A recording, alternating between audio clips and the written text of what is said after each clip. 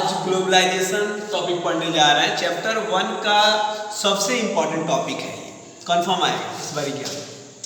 हम जानेंगे ग्लोबलाइजेशन होता क्या है। क्वेश्चन जो बनता है वो ये बनता है ग्लोबलाइजेशन है क्या और इसके क्या क्या प्रभाव पड़े, जैसे सांस्कृतिक प्रभाव, सामाजिक प्रभाव, राजनीतिक प्रभाव। तो हम आज पहले जानेंगे ग्लोबलाइजेशन है क्या। ग्लोबलाइजेशन को हिंदी में हम भूमंडलीकरण या वैश्वीकरण कहते हैं। भूमंडलीकरण दो शब्दों से मिलकर बना है। पृथ्वी भू का अर्थ होता है और घूमना होता है मंडलीकरण। तो इस तरह से भूमंडलीकरण का अर्थ हुआ पृथ्वी को घूमना। वही वैश्वीकरण भी दो शब्दों से मिलकर बना है। विश्व का एकीकरण। विश्व का एकीकरण करने का तात्पर्य है कि पूरे विश्व को एक कर देना है। अब समझिएगा साधारण शब्दों में, पहले समझिए कि ग्लोबलाइजेशन होता क्या है। तो जब पूरे विश्व को एक गांव बना दिया जाए, यानी ग्लोबल विलेज बना दिया जाए, जैसे आप देखेंगे कि गांव में एक घर से दूसरे घर जाने में कोई असुविधा नहीं होती। कोई भी चीज़ हम लोग मांग लेते हैं, अगर भोजपुरी समाज का है आप तो जानते होंगे, एक कटोरी दाल द, चीनी द, कुछ भी हम लोग चले जाते हैं और बिना रोक टोक के मांग लाते हैं। इसी तरह से एक देश से दूसरे देश में जो व्यापार वाणिज्य है उसको सुविधा देने के लिए ग्लोबलाइजेशन है। ग्लोबलाइजेशन वह प्रक्रिया है, ग्लोबलाइजेशन एक प्रकार की प्रक्रिया है जिसके माध्यम से हम सूचनाओं को एक देश से दूसरे देश तक, ज्ञान, विज्ञान, संस्कृति, संसाधन, उपकरण, उत्पाद, यानी प्रत्येक चीज को एक स्थान से दूसरे स्थान तक, एक देश से दूसरे देश तक हम पहुंचा सकते हैं। फिर से एक बार समझिएगा कि ग्लोबलाइजेशन वह प्रक्रिया है जिसके माध्यम से हम एक वस्तु को, ज्ञान को, उपकरण को, उत्पाद को या किसी भी चीज को जब हम एक देश से दूसरे देश में आसानी से, बिना बैरियर के, बिना किसी ऑब्स्टेकल के पहुंचा देते हैं तो उसे हम ग्लोबलाइजेशन कहते हैं। कहने का मतलब ये है कि जो हमारे लोकल मार्केट हैं वो इंटरनेशनल मार्केट से जुड़ जाए और इंटरनेशनल मार्केट जो है वो लोकल मार्केट से जुड़ जाए। जैसे ये पेन जो है हमारा मार्कर, वो लोकल मार्केट का है लेकिन ये इंटरनेशनल मार्केट में भी मिलेगा।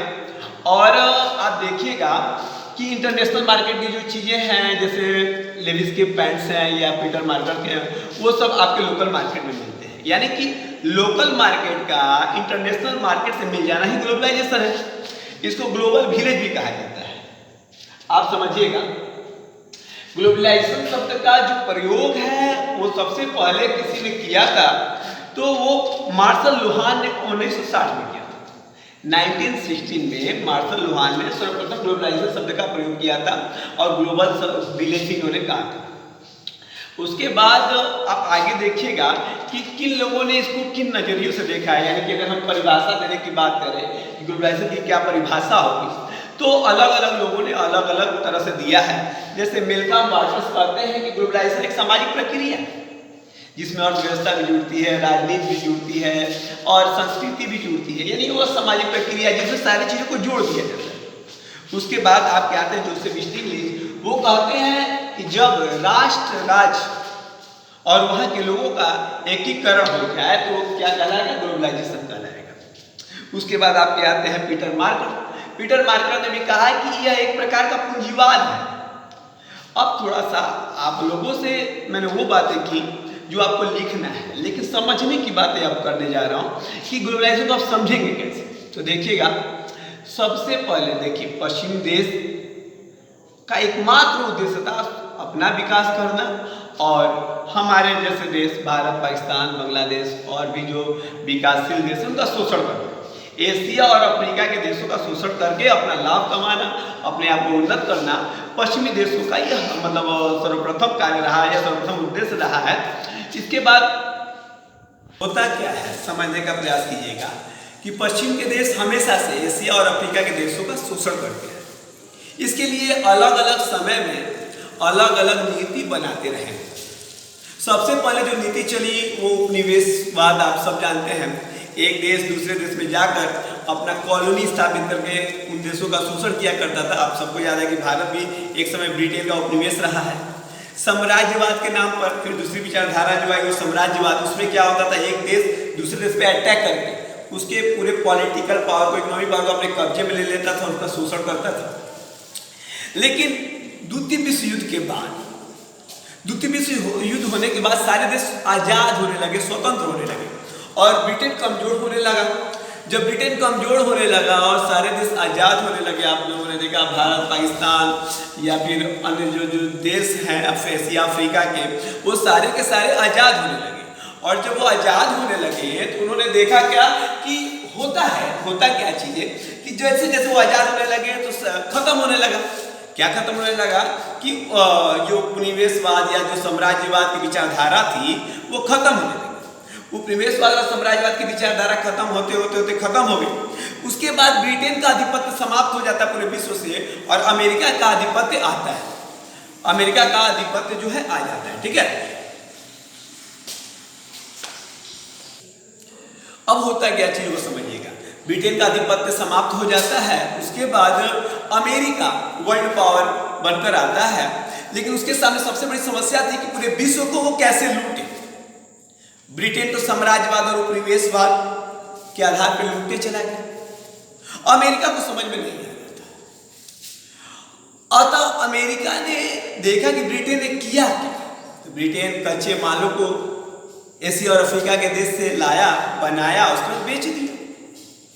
यानी कि उत्पादों को बेचकर लाभ कमाता था ब्रिटेन। इस चीज को समझ गया अमेरिका। अतः अमेरिका ने बहुत अच्छी तरीके से इसी उपनिवेशवाद और साम्राज्यवाद कच्चे माल लाना है इन देशों से और फिर तैयार करके इन्हीं देशों को बेचना है।